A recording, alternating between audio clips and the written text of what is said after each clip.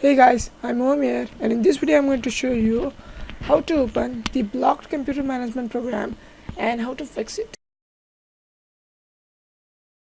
If you get this type of error when you open computer management, then it means your computer management is blocked. To fix that, open Notepad and write this code. I will give this code in the description, so you can copy it from there and save this as the bat file. You can name it whatever you want. I will name it computer management.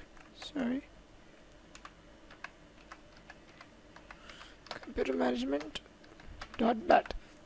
Make sure to save it as .bat. You have to add this extension, or else this will not save as normal text document. And save it.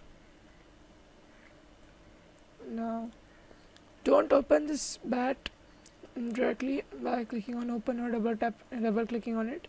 You have to open it as run it as administrator and wait for a few more seconds, and the computer management will start.